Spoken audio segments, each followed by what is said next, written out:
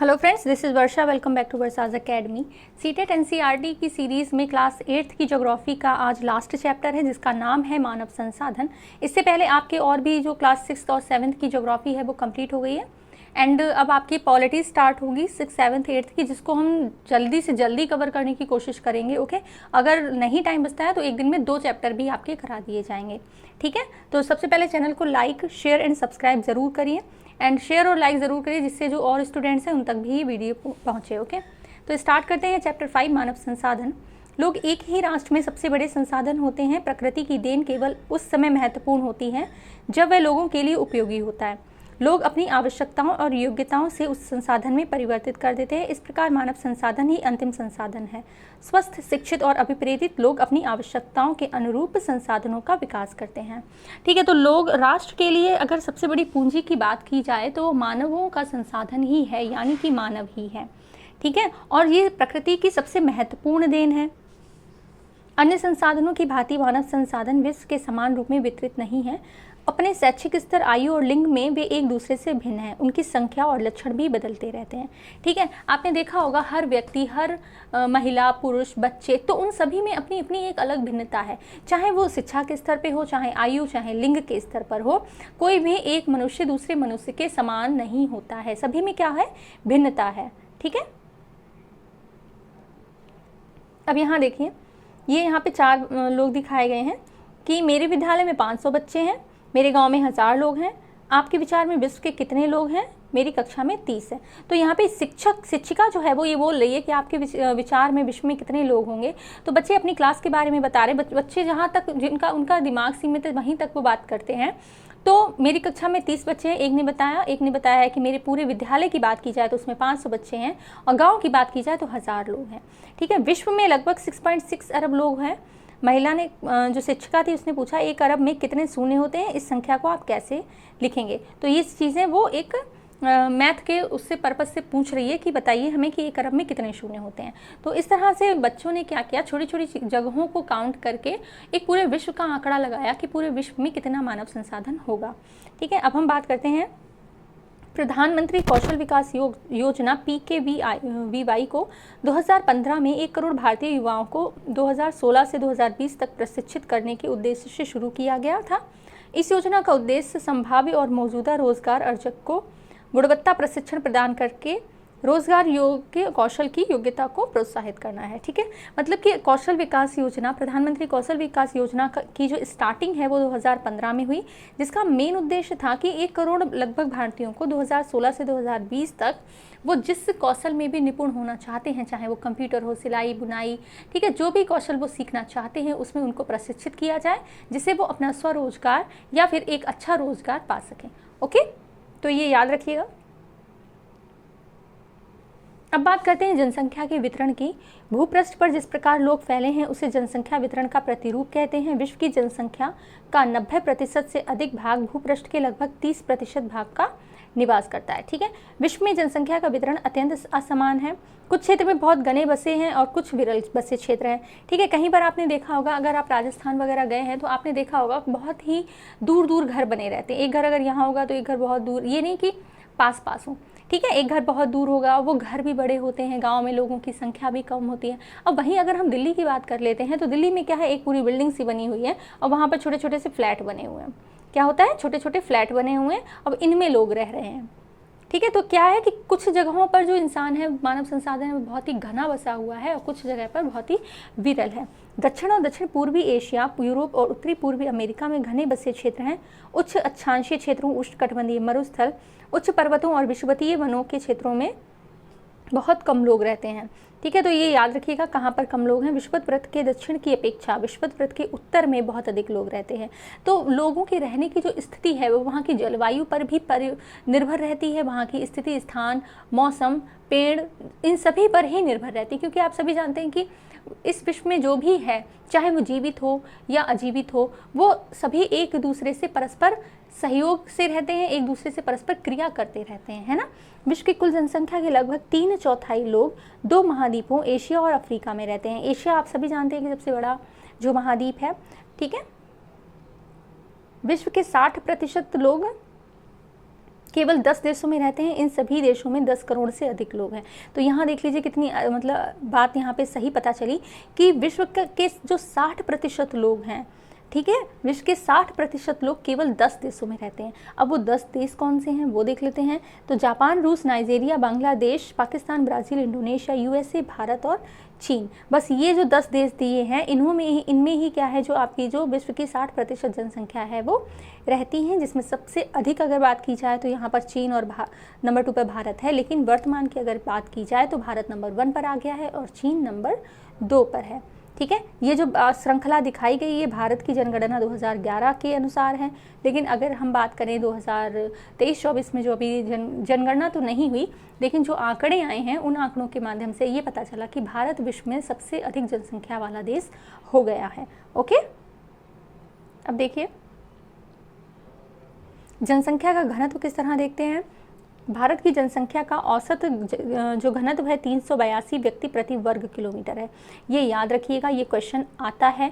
ठीक है, आपके छोटे से लेकर बड़े एग्जाम्स तक में, यूपीएससी तक में ये क्वेश्चन आता है कि जो भारत की जनसंख्या है उसका औसत जनघनत्व कितना है। तो ये 1000 लोगों पर काउंट किया जाता है। 1000 लोगों पर 382 व्यक्ति प्रति वर्ग किलोमीटर अभी उसका जो जनसंख्या घनत्व है। ओके, पृथ्वी पृष्ठ के एक इकाई क्षेत्र में रहने वाले लोगों की संख्या को जनसंख्या का घनत्व कहते हैं। सामान्य रूप से यह प्रति वर्ग किलोमीटर में व्यक्त किया जाता है। संपूर्ण विश्व का औसत जनसंख्या घनत्व 51 व्यक्ति प्रति वर्ग किलोमीटर है। सबसे अधिक जनसंख्या घनत्व दक्षिण मध्य एशिया में है। इसके पश्चात क्रमशः पूर्वी एशिया और दक्षिणी पूर्वी एशिया में है। ठीक है, तो सबसे अधिक जनसंख्या घनत्व की अगर बात की जाए तो वो दक्षिण मध्य एशिया में है।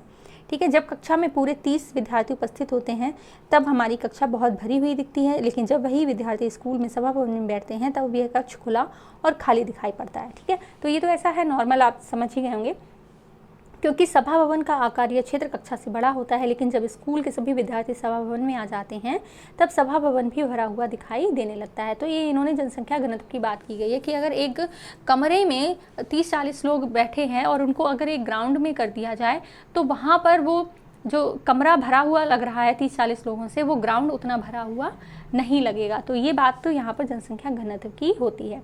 अब हम बात करते हैं जनसंख्या वितरण को प्रभावित करने वाले कारक। जो अभी हम बात कर रहे थे, जो अभी हमने बताया था कि कहीं भी जनसंख्या घनत्व उसके मौसम पर डिपेंड रखता है, वहाँ की जलवायु से डिपेंड रखता है, तो वो उसको प्रभावित करने वाले जो मेन कारक हैं उनकी बात करते हैं। तो स्थलाकृति भौतिक जो भौगोलिक कारक हैं उसमें सबसे पहले आ जाता है स्थलाकृति। अब आप बताइए, क्या पहाड़ों पर लोग रहते हैं? बहुत ही कम लोग रहते हैं। वहीं पर अगर हम समतल ज़मीन की बात करें, समतल मैदान की बात करें, तो वहाँ पर जनसंख्या घनत्व तो बहुत ज़्यादा देखने को मिलता है। ठीक है, लोग सदैव पर्वतों और पठारों की तुलना में मैदानी भागों में ही रहना पसंद करते हैं, क्योंकि ये क्षेत्र खेती, विनिर्माण और सेवा क्रियाओं के लिए उपयुक्त होते हैं। गंगा के मैदान विश्व के सबसे अधिक घने बसे क्षेत्र हैं, जबकि इंडीज़, आल्प्स और हिमालय जैसे पर्वत विरल बसे हुए हैं।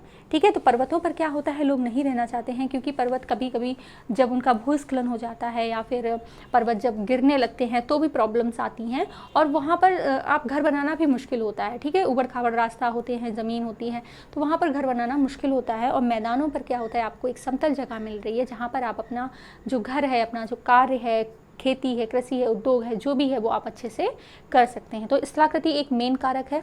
नंबर 2 आ जाती है जलवायु। लोग सामान्य रूप से चरम जलवायु तथा जो अत्यधिक गर्म तथा अत्यधिक ठंडी, जैसे सहारा मरुस्थल, रूस के ध्रुवीय प्रदेश, कनाडा और अंटार्कटिक में रहने से बचते हैं। ठीक है, अब आपको अगर कह दिया जाए आप कहाँ रहोगे, तो आप ऐसी जगह रहना चाहोगे जहाँ की जलवायु ना तो ज़्यादा गर्म हो ना ही ज़्यादा ठंडी हो। ठीक है, ऐसा नहीं है कि आप भाई मरुस्थल में जाकर रह लिए या फिर आप जो रूस के ध्रुवीय प्रदेश हैं, अंटार्कटिक क्षेत्र आप जानते हैं बहुत ही ठंडा है, वहाँ रहने के लिए आपको भेज दिया जाए तो वहाँ भी आप नहीं रहना चाहेंगे। ठीक है, तो ऐसी स्थिति में जो जीवन यापन है वो बहुत ही ज़्यादा मुश्किल हो जाता है। अब बात करते हैं मृदा की। तो उपजाऊ मृदाएं जो होती हैं वो कृषि के लिए उपयुक्त भूमि प्रदान करती हैं। भारत में गंगा और ब्रह्मपुत्र, चीन में होंगहो और चोंगजियांग और मिस्र में नील नदी के उपजाऊ मैदान घने बसे हुए क्षेत्र हैं। ठीक है, कृषि के लिए सबसे ज़्यादा इंपॉर्टेंट क्या होता है, मिट्टी रहती है, मृदा रहती है। बात करते हैं जल की, तो लोग उन क्षेत्रों में रहने को प्राथमिकता देते हैं जहां अलवणीय जल आसानी से उपलब्ध होता है। विश्व की नदी घाटियां घने बसे क्षेत्र हैं, जबकि मरुस्थल विरल जनसंख्या वाले क्षेत्र हैं। तो आपको जब बताया गया था, जब आपको हड़प्पा सभ्यता बताई गई थी कि मानव किस तरह से जो जंगलों में रह रहा था, फिर उन्होंने जब स्थायी निवास बनाना शुरू किया तो उन्होंने सबसे पहले प्राथमिकता किसको दी? नदियों को दी। ठीक है, तो हमारी जो हड़प्पा सभ्यता की खुदाई से हमें ये पता चलता है कि मानव ने जब अपना स्थायी जीवन शुरू किया तो वो सबसे पहले नदियों के आसपास रहना शुरू किया, क्योंकि वहाँ पर उनको खेती के लिए पर्याप्त ज़मीन के साथ ही उनको उसको सींचने के लिए पानी की आवश्यकता पड़ रही थी, जो कि आसानी से नदियों से प्राप्त हो रहा था। उनके खाने पीने, कपड़े धोने और नहाने के लिए भी जो पानी की आवश्यकता हो रही थी वो नदियों से पूर्ति हो पा रही थी। ठीक है, इसीलिए उन्होंने नदियों को प्राथमिकता दी रहने के लिए। अब बात करते हैं खनिज की, तो खनिज निक्षेपों वाले क्षेत्र अधिक बसे हुए हैं। दक्षिणी अफ्रीका की हीरे की खानें और मध्य पूर्व में तेल के खोज ने इन क्षेत्रों के लोगों को रहने के लिए प्रेरित किया, क्योंकि वहाँ पर उनको रोजगार भरपूर मात्रा में मिल रहा है। अब बात करते हैं सामाजिक, सांस्कृतिक और आर्थिक कारकों की, क्योंकि अभी आपने भौगोलिक कारक जाने हैं। तो आर्थिक कारक क्या हैं? औद्योगिक क्षेत्र रोजगार के अवसर प्रदान करते हैं। लोग बड़ी संख्या में इन क्षेत्रों की ओर आकर्षित होते हैं। जापान में ओसाका और भारत में मुंबई 2 घने बसे क्षेत्र हैं। ठीक है, आप सभी जानते हैं भारत की जो मुंबई है उसको आर्थिक राजधानी भी कहा जाता है। जिनको नहीं पता है वो याद रखिएगा। सांस्कृतिक कारक, धर्म और सांस्कृतिक महत्ता वाले स्थान लोगों को आकर्षित करते हैं। वाराणसी, यरूशलेम और वेटिकन सिटी इसमें से कुछ उदाहरण है। ठीक है, हर कोई चाहता है कि उनको मथुरा और बनारस जैसे जो तीर्थ स्थल क्षेत्र हैं उन पर उनको रहने के लिए ज़मीन मिल जाए। ठीक है, तो ये सांस्कृतिक कारक हो गए। अब बात करते हैं सामाजिक कारक की, तो अच्छे आवास, शिक्षा और स्वास्थ्य सुविधाओं के क्षेत्र अत्यधिक घने बसे हैं। उदाहरण के लिए पुणे, अब देखिए दिल्ली भी है, अगर तो दिल्ली की बात करें तो वहाँ पर शिक्षा और स्वास्थ्य की सुविधाएं ईजिली मिल जाती हैं। एम्स जैसे जो बड़े हॉस्पिटल्स हैं वो वहाँ पर उपलब्ध है। इसी तरह पुणे में भी है। तो जहाँ पर आपको या आपके परिवार को अच्छा आवास मिल रहा है, अच्छी शिक्षा और स्वास्थ्य की सुविधाएं मिल रही हैं, लोग ऐसी जगहों पर बसने के लिए बहुत ज़्यादा मतलब इच्छित होते हैं, रहते हैं। ठीक है, बात करते हैं जीवन प्रत्याशा की, तो जीवन प्रत्याशा क्या होता है? यह उन वर्षों की संख्या है जिसमें औसत व्यक्ति की जीवित रहने की आशा की जाती है। जीवन प्रत्याशा क्या होती है? कि यह उन वर्षों की संख्या है जिसमें औसत व्यक्ति जीवित रहने की आशा की जाती है। अब बात करते हैं जनसंख्या परिवर्तन की, कि जनसंख्या में परिवर्तन कैसे होता है। कहाँ आपकी जो जनसंख्या थी वो चीन से पीछे थी, अब उस जनसंख्या में परिवर्तन होकर भारत की जनसंख्या विश्व की संपूर्ण जनसंख्या में प्रथम स्थान पर आ गई। तो ये ऐसा क्यों हुआ वो यहाँ पर देखते हैं। जनसंख्या परिवर्तन में तात्पर्य एक निश्चित अवधि के दौरान लोगों की संख्या में परिवर्तन से है। विश्व की जनसंख्या स्थिर नहीं है, ये कई गुना बढ़ गई है, जैसा कि चित्र 6.3 में दिखाया गया है। क्यों? ऐसा वास्तव में जन्म और मृत्यु की संख्या में परिवर्तन के कारण हुआ है। मानव इतिहास की लंबी अवधि में सन 1800 तक विश्व की जनसंख्या धीरे धीरे बढ़ी है। बड़ी संख्या में बच्चे जन्म लेते थे और शीघ्र ही उनकी मृत्यु भी हो जाती थी। ऐसा इसलिए था क्योंकि वहाँ उचित स्वास्थ्य सुविधाएं नहीं थी। ठीक है, तो पहले क्या होता था सन 1800 तक में कि विश्व की जनसंख्या जब बढ़ रही थी तो इतनी पर्याप्त सुविधाएं ना होने की वजह से बच्चे जो जन्म लेते थे उनकी मृत्यु हो जाती थी। क्यों? क्योंकि उनके पास सुविधाएं नहीं थी। ठीक है, सभी लोगों के लिए पर्याप्त भोजन उपलब्ध नहीं था। किसान सभी लोगों की भोजन की आवश्यकताओं को पूरा करने के लिए पर्याप्त उत्पादन करने में सक्षम नहीं थे। इसके परिणाम स्वरूप जनसंख्या में वृद्धि बहुत कम थी। सन 1804 में विश्व की जनसंख्या 1 अरब हो गई थी। 150 वर्षों बाद 1959 में विश्व की जनसंख्या 3 अरब हुई, जो इसे प्रायः जनसंख्या विस्फोट कहते हैं। तो याद रखिएगा कि जनसंख्या विस्फोटक जो सन है वो कौन सी है। ठीक है, तो याद रखिएगा कौन सी सन है जनसंख्या विस्फोटक? 1959। ठीक है, 1959 में जो जनसंख्या बहुत 3 अरब पहुंची, 1 अरब से 3 अरब जैसे ही पहुंची, तो उस सन को यानी कि जनसंख्या 1959 को जनसंख्या विस्फोटक सन कहा जाने लगा। ओके, 1999 में 30 वर्ष की अवधि से कम की जनसंख्या दुगनी 6 अरब हो गई। इस वृद्धि का मुख्य कारण खाद्य आपूर्ति एवं औषधियों के कारण मृत्यु दर कम होना था। जैसे जैसे सुविधाएं बढ़ती गई वैसे मृत्यु दर में कमी आती गई, जबकि जन्म दर अभी भी बहुत अधिक रही। ठीक है, तो जन्म दर में वृद्धि अगर हो रही है और मृत्यु दर में कमी हो रही है तो जनसंख्या में वृद्धि ऑटोमेटिकली होगी, ये सभी जानते हैं।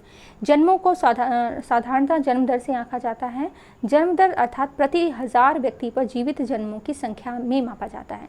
ठीक है, मतलब कि प्रति 1000 लोगों में कितने लोग जीवित रह रहे हैं वो यहाँ पर जन्म दर कहलाता है। इसी तरह अगर मृत्यु दर की बात करें तो मृत्यु दर को भी प्रति 1000 व्यक्तियों पर मृतकों की संख्या से मापा जाता है। ठीक है, यानी कि जो मेन गणना है, चाहे वो जनसंख्या दर की हो, चाहे वो आपकी जन्म दर हो, मृत्यु दर हो, ठीक है, तो वो 1000 लोगों पर ही की जाती है। ये पॉइंट भी याद रखिएगा किसी क्षेत्र विशेष में लोगों के आने जाने को प्रवास कहते हैं। मान लीजिए आप गांव में रह रहे हैं और आपने जो अपना स्थान है वो परिवर्तित करके शहर में ले लिया, तो आप क्या करेंगे, वो प्रवास ही तो करेंगे वहाँ से।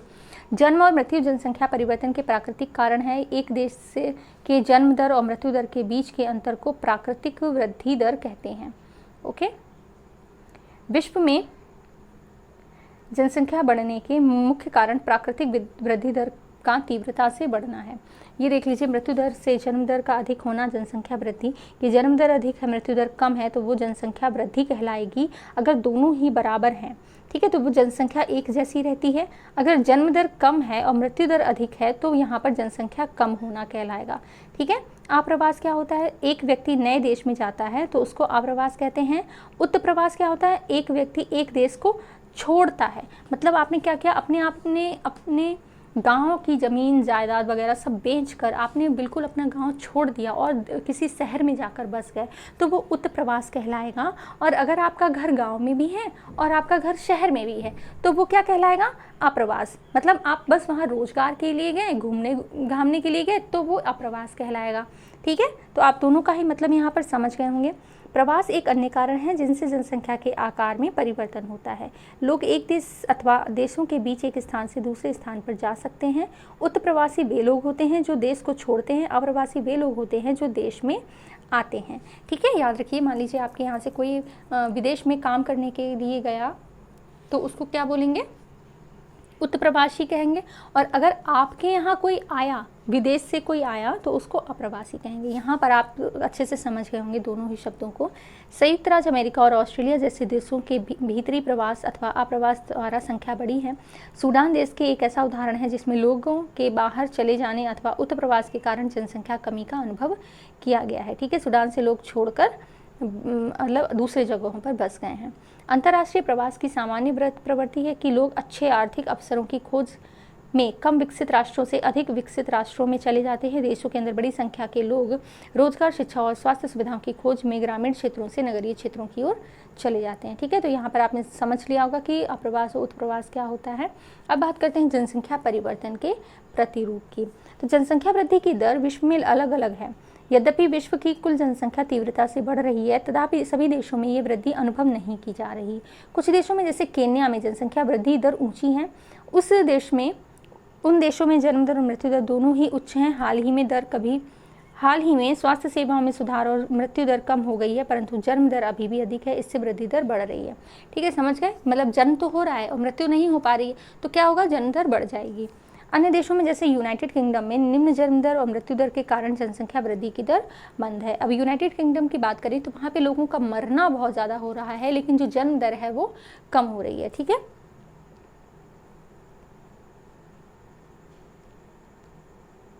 ये देखिए जनसंख्या वृद्धि की अलग अलग दरें। तो ये जो ब्लू वाला है ये अति उच्च है, 3% का अधिक। ठीक है, जितना भी ये ब्लू वाला पार्ट आपको दिख रहा है ये उच्च है। उच्च जो आपका पिंक है वो क्या है, 2.2 से 2.9%, यानी कि ये उच्च जन्म दर की बात हो रही है यहाँ पर। और प्राकृतिक वृद्धि की वार्षिक दर है ये। और जो आपका ग्रीन है वो आदर्श है, यानी कि 1.19 है, जितना भी आपका ये ग्रीन पार्ट दिख रहा है। ठीक है, एंड जो आपका निम्न 0.91 है और जो वाइट वाला पार्ट है वो 0 या ह्रास है। ठीक है, तो आप अच्छे से इसको समझ लीजिए। PDF आपको मिल जाएगी चैनल पर आज ही, टेलीग्राम पर, तो आप लोग ज्वाइन कर लीजिएगा उसको। जनसंख्या संगठन की बात करें, किसी देश की जनसंख्या कितनी भी अधिक हो उसका उस देश के आर्थिक विकास के स्तर में कुछ अंतर नहीं पड़ता। उदाहरण के लिए बांग्लादेश और जापान अति घने बसे देश हैं, लेकिन जापान बांग्लादेश से आर्थिक रूप से अधिक विकसित देश है। एक संसाधन के रूप में लोगों की भूमिका को समझने के लिए हमें उनके गुणों के बारे में जानने की आवश्यकता होती है। लोग अपनी आयु, लिंग, साक्षरता स्तर और स्वास्थ्य दशाओं, व्यवसाय और आय के स्तर पर एक दूसरे से भिन्न होते हैं।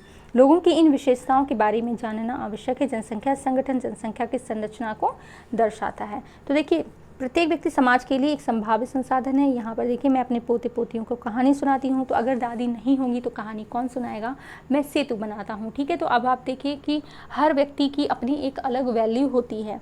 ठीक है, अब हाउसवाइफ, मैं घर की देखभाल करती हूँ, वो ना हो तो आपको खाना पानी वगैरह कुछ भी आपको अरेंजमेंट सही से नहीं मिलेगा। आपके पूरे घर का जो मैनेजमेंट है वो हाउसवाइफ, यानी कि आपके मम्मी बहन या जो भी आपके घर में हाउस का मैनेजमेंट करती हैं वो उनका होना बहुत ज़रूरी है। ठीक है, मैं किसान हूँ, अगर किसान नहीं होगा तो फिर आपको जो खाद्य सामग्रियाँ हैं वो नहीं मिल पाएंगी। तो यहाँ पर ये कहने का आशय है कि आपके घर में या आपके समाज में रहने वाले प्रति व्यक्ति की जो वैल्यू है वो कितनी है। ठीक है, अब देखिए जनसंख्या संगठन हमारी यह जानने की सहायता करता है कि कितने पुरुष और कितनी स्त्रियां हैं, वे किस आयु वर्ग के हैं, कितने शिक्षित हैं और वे किस प्रकार के व्यवसाय में लगे हुए हैं, उनकी आय का क्या स्तर है और स्वास्थ्य दशाएं कैसी हैं। ये क्या है, ये सारी चीज़ें जनसंख्या संगठन से आपको पता चलती हैं। एक देश की जनसंख्या संगठन का अध्ययन करने के लिए एक रुचिकर विधि जनसंख्या पिरामिड है, जिसे आयु लिंग पिरामिड भी कहते हैं। एक जनसंख्या पिरामिड दर्शाता क्या क्या दर्शाता है वो यहाँ देख लेते हैं। याद रखिएगा, कुल जनसंख्या विभिन्न आयु वर्गों में विभाजित की जाती है। उदाहरण 5 से 9, 10 से 14 वर्ष। कुल जनसंख्या का प्रतिशत, इन वर्गों में से प्रत्येक वर्ग में पुरुष और स्त्रियां उपविभाजित हैं। जनसंख्या पिरामिड का आकार उस विशिष्ट देश में रहने वाले लोगों की कहानी बताता है। बच्चों की संख्या 15 से निचले भाग, पहले इस पिरामिड को देख लीजिए आप लोग। तो ये एक जनसंख्या पिरामिड है, इन्होंने यहाँ पर ये डिवाइड किया हुआ है। ये एज है, ठीक है, 0 से 4 वर्ष के कितने लोग हैं, फिर 5 से 9 तक कितने हैं, 10 से 14 वर्ष तक के कितने हैं, ठीक है, 15 से 19 वर्ष कितने हैं। तो ये यहाँ पर आयु है। फिर यहाँ पर ये प्रतिशत है, जिसमें ये ब्लू वाला पार्ट जो है पुरुष को दर्शा रहा है और ये जो पिंक वाला पार्ट है, रेड वाला पार्ट है, वो स्त्रियों को दर्शा रहा है। ठीक है, तो यहाँ पर हम कहाँ पर थे कि बच्चों की संख्या का निचला भाग में दिखाई गए हैं। ये जन्म दर के स्तर को दर्शाती है। ऊपर का आकार वृद्ध लोगों 65 वर्ष से अधिक की संख्या दर्शाता है, मृतकों की संख्या को दर्शाता है।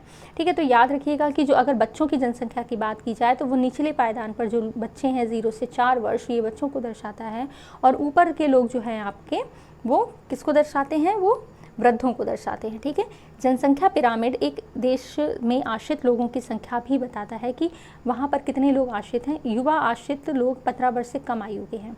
जो भी आश्रित होते हैं वो 15 वर्ष से कम आयु के बच्चे होते हैं। अब आप देख लीजिए, आपके घर में अगर कोई 12, 13, 14 वर्ष का बच्चा होगा तो वो खान पान से लेकर अपने जो उसके जो ज़रूरत की चीज़ें हैं, उसके खर्चे हैं, उन सभी के लिए वो अपने माँ बाप पर आश्रित होगा।